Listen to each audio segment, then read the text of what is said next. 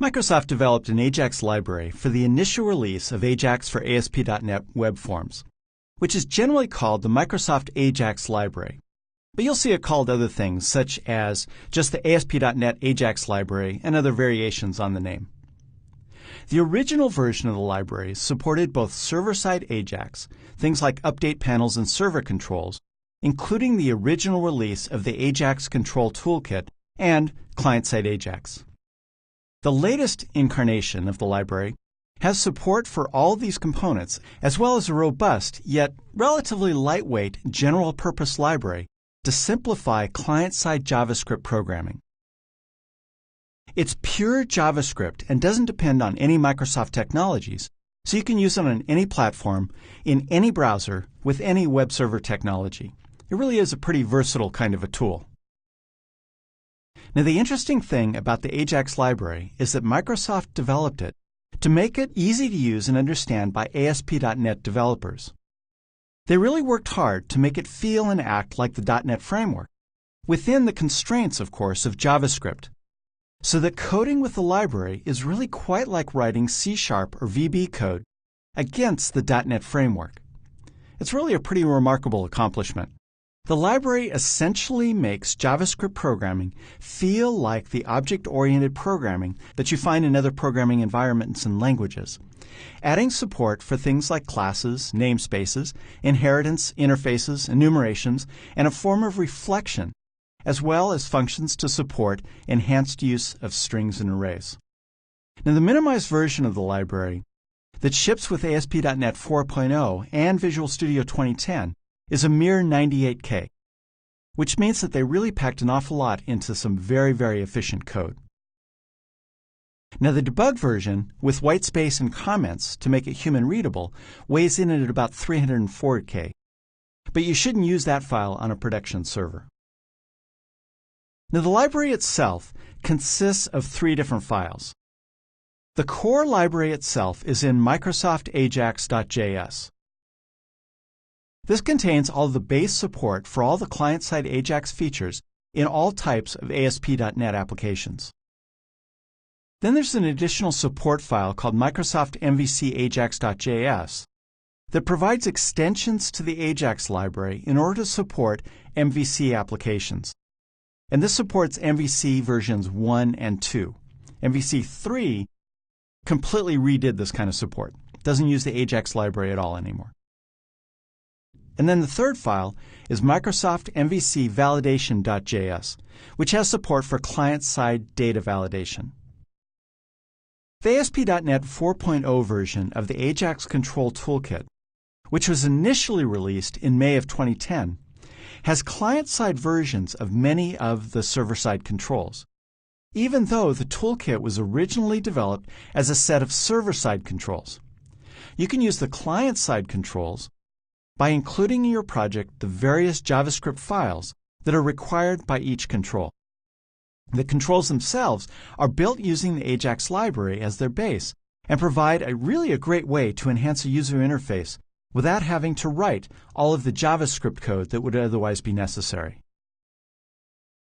Now, the future looked bright for the Microsoft AJAX library when suddenly Microsoft announced late in 2010 that they would no longer work on their own library and would instead embrace jQuery as the client-side JavaScript library for all of its web technologies. Over time, they planned to migrate MVC, server-side AJAX controls, web forms, everything to use jQuery.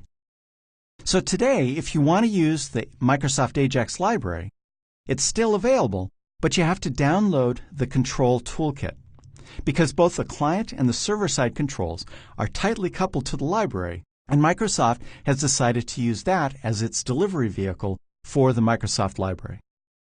Now, I have to admit that when I was originally developing the outline for this course, I originally thought that it would be worthwhile to include a chapter or a section about Microsoft's library, because it was really still a part of various Microsoft web technologies, including Visual Studio 2010. But as I got deeper and deeper into it and researched the state of the library, I ran headlong into Microsoft's almost ferocious conviction to completely abandon and disavow itself of its own AJAX library, and embrace jQuery instead. The result is that, as of as long ago as late 2010, the Microsoft AJAX library was a dead end.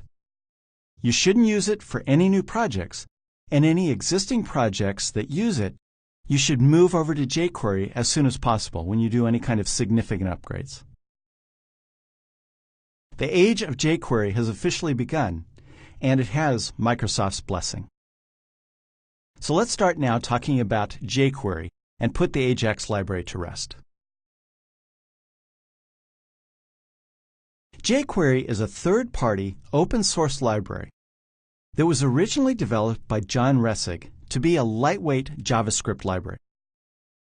As its own homepage, jQuery.com describes, quote, jQuery is a fast and concise JavaScript library that simplifies HTML document traversing, event handling, animating, and AJAX interactions for rapid web development. jQuery is designed to change the way that you write JavaScript. And quite frankly, they've met that goal. The core library itself is quite lightweight, and it currently weighs in at just 83 kilobytes, and that's version 1.5 on which this course is based. And that's an amazingly small size for all of the functionality that jQuery provides to an application. And if the application uses a content delivery network, like those provided by Microsoft or Google, the browser probably already has it cached on the user's machine. Now, part of the reason why jQuery is so small is that it stays focused on a core set of features while providing a very rich plugin model. This has spawned a huge number of freely available plugins that can handle just about anything that you might want to do with JavaScript in a browser, ranging from all sorts of user interface effects and gadgets to menus to support for media types, and just about everything in between. This means that the core jQuery library hasn't become bloated with all kinds of non-essential features that few people use.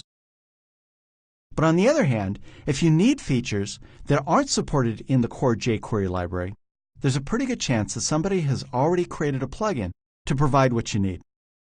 This makes jQuery very modular, and the browser doesn't even have to download extraneous code that's not needed for that specific web page. Now, jQuery would be just another great, widely used open source project, likely used by at least a few ASP.NET applications, were it not for one thing. In 2008, Microsoft announced that it would include jQuery with the upcoming version of MVC as a standard library, and with all versions of Visual Studio going forward. Now, every MVC application and many other Visual Studio web applications use jQuery by default. Now, this was just huge news, but keep in mind that this was still about 2 years before Microsoft decided to abandon all development on its own AJAX library. But the result over time is that Microsoft is fully supporting jQuery. You can even open support incidents at Microsoft for it. And they're even contributing features to the core library, as well as building plugins. They're also working to improve the interoperability between jQuery and ASP.NET in all types of applications. And this is really the first time that we know of that Microsoft has made such a major commitment to an open source project while keeping the project independent, when the technology itself didn't originate at Microsoft. This really is pretty huge. So assuming that they continue along this path, it's a great benefit both to jQuery itself and to ASP.NET developers. The result is that when you create a new application, use any of the MVC 2 or 3 project templates in Visual Studio, you'll find a scripts folder that includes 6 jQuery files. Although the jQuery numbers may vary a little bit, generally you'll find files like jQuery-1.4.1.js, which is the Visual Studio version of jQuery. jQuery itself has moved beyond that version, but that's the version that was shipped with Visual Studio and MVC 2. You'll also find a minimized version of it, as well as a .vsdoc file that supports IntelliSense within Visual Studio. And then there's also a version of jQuery Validate that handles various validation within MVC 2 and 3. Now in MVC2, you can optionally use these jQuery files. MVC3 itself makes full use of jQuery instead of the AJAX library. So MVC2 is kind of this hybrid transitional state. So Microsoft has fully embraced jQuery. But what are really the benefits of jQuery? Why is it such a compelling library? Well, the primary reason is that jQuery makes using a web page's DOM, the document object model, doing things like adding effects to the page, animating elements, and executing AJAX calls to the server, extremely simple. It hides the complexity of the underlying JavaScript that are necessary to implement those kinds of client-side features. All right, so the benefits include the fact that, as I mentioned, jQuery is lean and mean. That's really a cliche, obviously, but it's an apt way to describe the library. As I mentioned, it's just 83K and only 29K when it's gzipped. That's probably smaller than a single photo on many websites, and the browser only has to download and cache it once for use across all of your pages. And then again, you have the benefit. If you use a content delivery network, there's a pretty good chance that most users that come to your site already have it downloaded and cached, so they don't have to download and cache it again.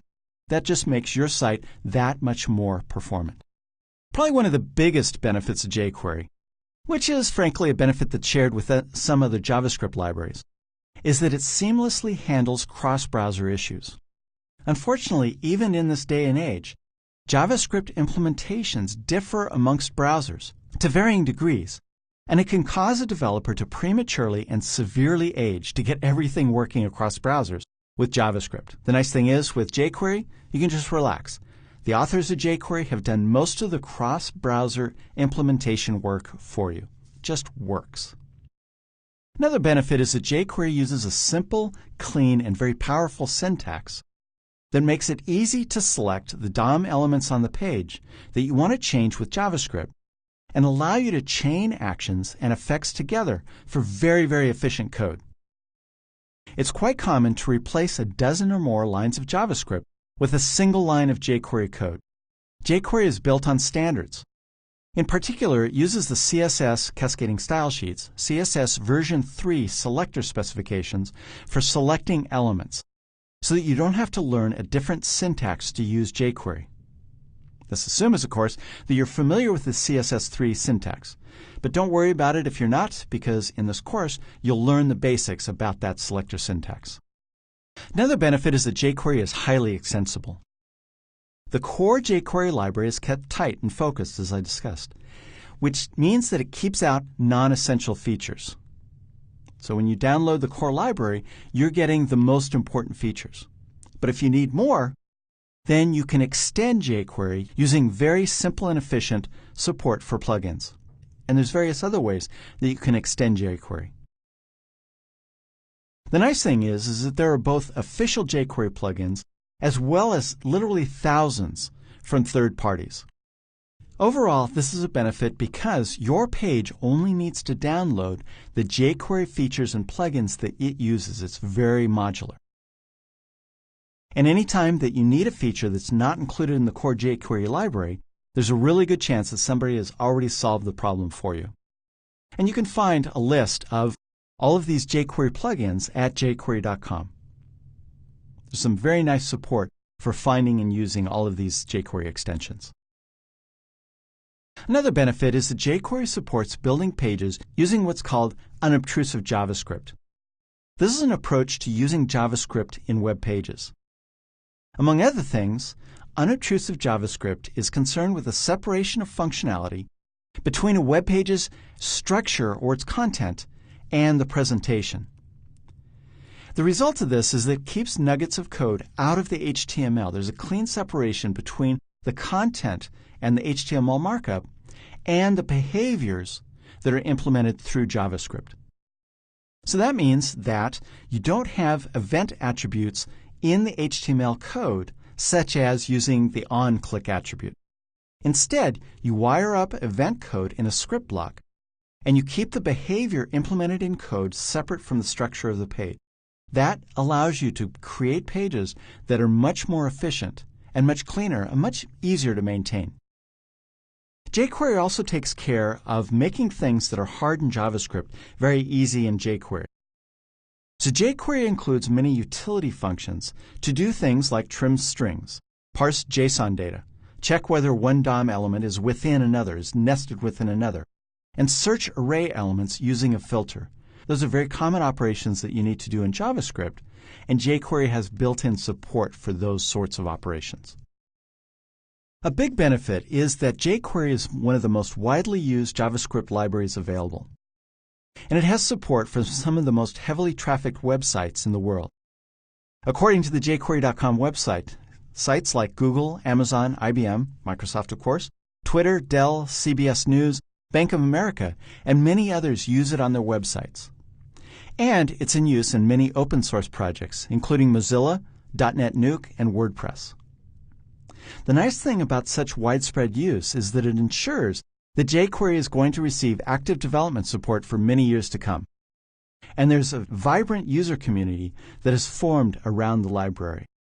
And quite frankly, the user community for an open source project is probably one of the most open, welcoming, and supportive of any community that I've encountered. Very often open source communities can be kind of closed and annoyed if you don't immediately know every nuance of using their library. jQuery community, for some reason, seems to be very supportive. The bottom line is that if you want to add rich user interactivity or AJAX features to a website, there really is no reason not to consider jQuery. Once you learn what jQuery can do and how small and efficient it is, it's really easy to understand why Microsoft abandoned its own AJAX library in front of jQuery. Even if you begin using jQuery and find some highly specialized situation that the library doesn't support, you can always fall back on writing your own custom JavaScript for that one situation. It really is a versatile library, very compelling, and now that it's part of Microsoft technologies, it's going to be almost impossible to avoid using. Now, one of the questions that you're going to encounter is which version of jQuery should you use? As I mentioned, this course is based on jQuery version 1.5. That was the latest version that was available when we really started development on the course. But the chances are excellent that the latest version is going to be something greater than 1.5 when you work with the course materials. The reason for this is that the jQuery team releases new minor versions very frequently, sometimes as often as monthly, and that's typically going to be a version like 1.5.1. And then they release major versions, such as version 1.5, annually. And usually that's in January if everything comes together. But quite frankly, even over the course of developing this course and recording these videos, they released 2 minor versions. The nice thing is that the minor versions are generally just bug releases. So if you're going to use a later version, it's almost certain that all of the course materials are going to work with that later version. But just so you know, we use version 1.5. Now, things are complicated a little bit because Visual Studio 2010 shipped originally with version 1.4.1 of jQuery. And Microsoft probably isn't going to update that until the next release of Visual Studio, or maybe through service packs. It's complicated even further because the latest version of MVC, which is MVC 3, shipped with version 1.4.4. So you're likely on your development machine to have multiple versions of the library. So keep this in mind because when you create a new web project in Visual Studio, the project templates that use jQuery are going to include a scripts folder that could include anything from version 1.4 to conceivably 1.5 point something. Now, as a practical matter, at the level that this course uses jQuery, using version 1.4.1 and later is probably going to work just fine. But if you do use a version other than 1.5 with the course's code, you might find slight variations in results. So if you're seeing something inconsistent with the course that you create from scratch, try changing to use version 1.5, which is included with the course materials, to see if that makes a difference. Now, one issue with using the latest version of jQuery is that there's sometimes a lag between when a new version is released and when Microsoft makes available the VS Doc file that enables jQuery IntelliSense in Visual Studio. This was a big issue with version 1.5 because the jQuery library used some additional features that didn't exactly break IntelliSense, but made it not fully available for the library.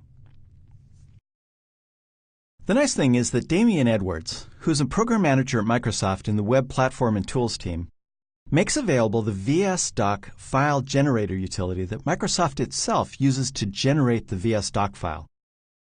His blog is at damianedwards.wordpress.com, and that's often the earliest source of VSDoc files for new versions of jQuery. Or you can download the utility and create your own VSDoc file, although the result often needs manual tweaking to fully implement IntelliSense.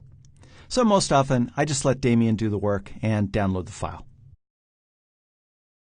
Now I want to talk a little bit about progressive enhancement with JavaScript and how jQuery can help with designing websites that can respond to different user environments.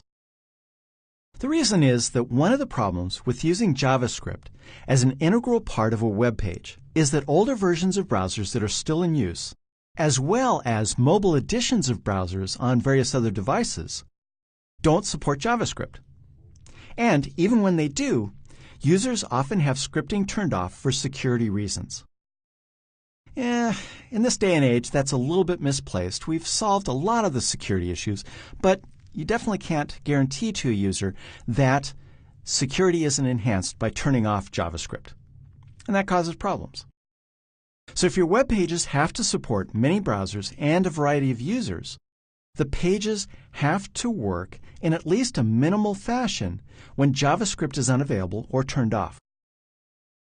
Nothing chases away users quicker than a site that appears broken. And it's just poor design if the apparent problem is because you didn't design the site to handle the lack of scripting on the browser.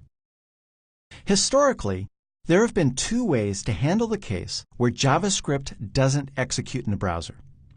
One is graceful degradation, and the other is progressive enhancement. Now, both of these terms refer to browser features that evolve over time, not just JavaScript, although the context for my discussion here is going to be JavaScript. All right, so graceful degradation is where a web designer creates a page that supports the latest version of browsers, and then adds features to that page to handle older browsers, including those that lack JavaScript support or have it turned off. The idea is that the page degrades and remains usable and the content visible for browsers that don't have JavaScript. The site may not be pretty, but at least all users can make use of the information or the functionality at some basic level. Progressive enhancement, on the other hand, is the opposite situation. The designer creates the page for the lowest common browser functionality, and then adds features to enhance the page for modern, fully functional browsers. In other words, in our case, the ones that have JavaScript turned on. Now, progressive enhancement arose out of the realization that a key assumption of graceful degradation was flawed. Graceful degradation assumes that browsers, or user agents as the World Wide Web Consortium calls them, always get more powerful with new features over time. But in this age of smartphones and other handheld wireless devices, those browsers lack many key features of modern desktop browsers, including support for JavaScript. So it's not a case where all devices automatically get all new features. Those devices are actually a degradation of older browsers, kind of a strange situation. So unless you have absolute control over the browsers and their configuration that users use to access your web pages, you should always design with progressive enhancement in mind. This can be quite complicated and time-consuming to do well with JavaScript alone. But jQuery has all the tools you need to progressively enhance your pages for modern desktop browsers while still supporting other users. For example, you could design the basic page with all the content the user needs into a giant, unwieldy page. Might not be pretty, but it has all the content that the user needs. Then, through JavaScript code, you could hide some content and dynamically add buttons to reveal hidden content that most people aren't going to be interested in. This keeps the page small and focused on what most people are going to want and need to see, while making additional content available to interested users. Now, this is just a simple example of progressive enhancement, but keep it in mind as you design your web pages. jQuery, again, provides all the tools you need to easily implement progressive enhancement where JavaScript is not available. You can always download the latest version of jQuery for development use from its home website at jQuery.com. But how do you include it in your web page? The simple answer is that you need to include the library in a script element on each page where you use it, or in a master or layout page of some type if you use it across all or most pages on the site. All the usual stuff to include any kind of JavaScript file. jQuery is implemented as just a regular JS file, so there's no special widgets or things that you need to install. It's just a JavaScript text file. It's no different from any other custom JavaScript file that you create. And so you just include this kind of a script element on the page. Specify a source element, put it in a scripts folder on your website, and then specify the type. Pretty straightforward, nothing special or exciting there for jQuery. But where it gets really interesting is where you host jQuery. You can host it on your own site or on a content delivery network. So one option is hosting it on your own site. And that's what you're doing when you include a relative path like that in the source attribute that I just showed you. In that case, the jQuery file needs to be located in the specified directory, in the case of the previous example, the scripts directory, on your web server for the site. This is certainly serviceable and gives you complete control over the availability of the library that is required to make your pages work right. But there are some drawbacks. First, you have to provide the bandwidth for users to download the jQuery file. And if you include other extensions and plugins and support files and so forth, it may be several files. If you have a heavily used website, this could represent a significant volume of network traffic. Another drawback is that a browser can cache jQuery, but only for your site, on a single domain. For other sites or domains, whether you own them or the user goes out and browses other sites, the browser has to re-download the file or files again. And that's because the browser has no way to know if a file on the other site is the same file or just happens to be named the same because caching is based on the domain name. And then finally, users geographically remote from your server may have significant network latency that can significantly slow down the loading of your web page. And this is going to be a very common situation if you have a single web server located in a single location. If all of your users are geographically close, then it's less of a problem. But if you have users coming from around the world, that can be a big problem. Now let me be clear. If you want complete control over the files that are used on your site, then by all means, go ahead, host jQuery and all of the other required files on your server. But many sites are going to be better served using an alternative, a content delivery network. A content delivery network is a geographically distributed set of servers that host and deliver content to users quickly and in a scalable way. The two biggest CDN providers, Microsoft and Google, host their own and open source libraries for free. And you can use them in any website. And you don't even need to get their permission. This is a service that these two companies provide. Now, CDNs have several benefits that counter the drawbacks of hosting your own jQuery files. First and foremost, the CDN provides the bandwidth for jQuery and other libraries it hosts instead of you, for free. Can't beat that. Once the browser downloads jQuery from a CDN, it can cache the file or the files across all of the websites that use the same content delivery network. This way, the browser doesn't have to download the files again for any website that the user visits that uses the same version of jQuery and the same content delivery network.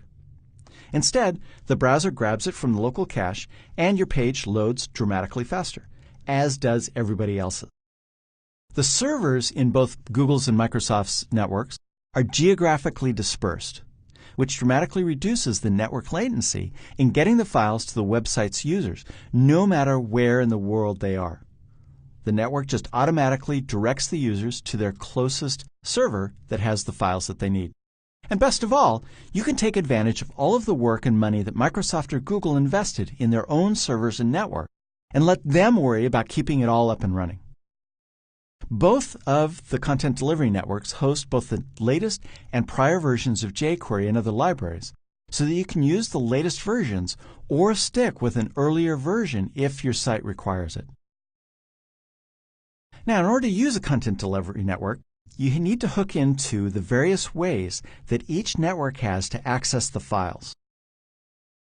The simplest way is to include the file's URL in the source attribute of the script element. So, for example, on Microsoft's network, you can use this script element to get access to the minimized version of the jQuery 1.5 library.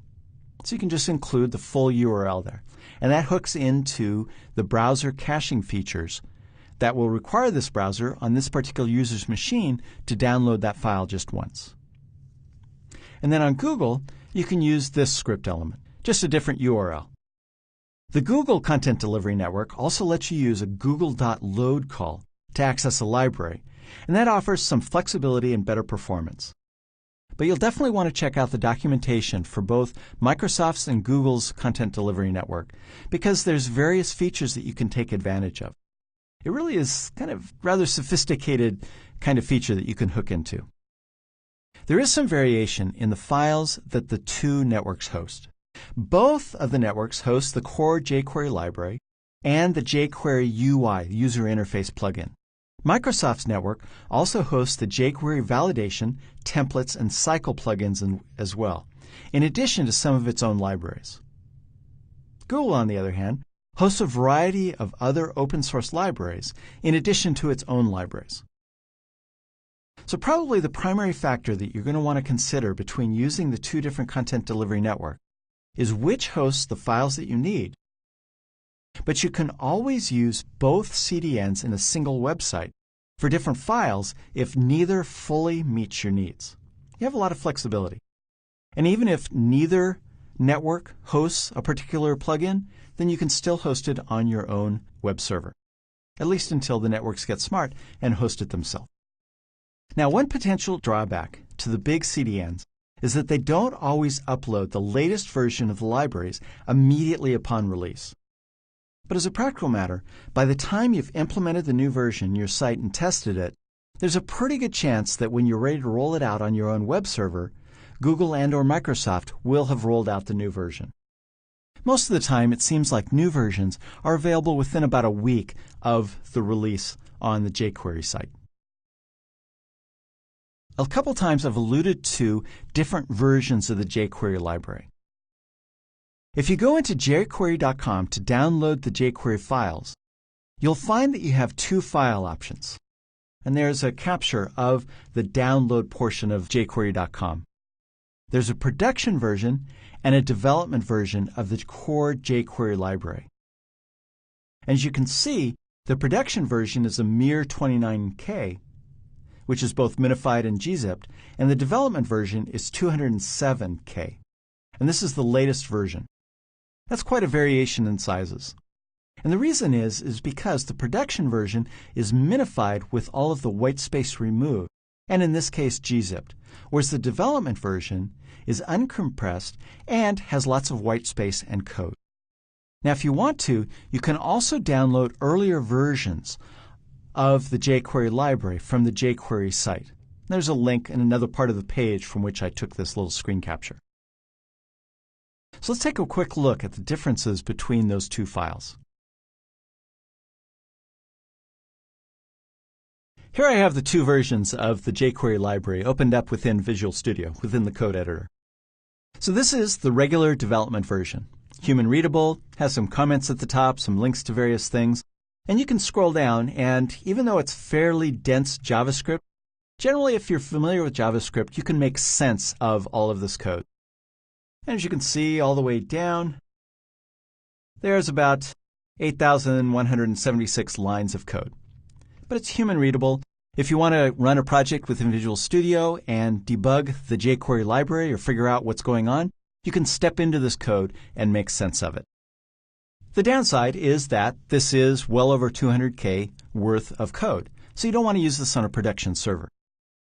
Instead, when you're ready to deploy the site, you want to use this minimized version. And as you can see, it consists of merely 16 lines, 15 of which are the header comments. And then you have this single, extremely long line of code. If I go to the end of it, we're at column 83,996, because it's all been minified with all the white space and all the extraneous comments removed. And the minimizer also does things like shorten variable names and put in all those tricks that can minimize code. This just has to be machine readable, doesn't have to be human readable. And this is what contributes to it compressing down well below 100K for really a pretty functional kind of a library. But it would be almost impossible to use this file to debug and step into. Visual Studio will let you do it, but it'll be really hard to make any kind of sense of what you're looking at. So again, the benefit of this production version is that users have to download a much smaller file when they load your page or any page that uses this minimized version. And the browser will cache that page, making the performance even better. And just keep in mind that if you do host jQuery on your own web server, you're going to want to gzip or otherwise compress the file as well.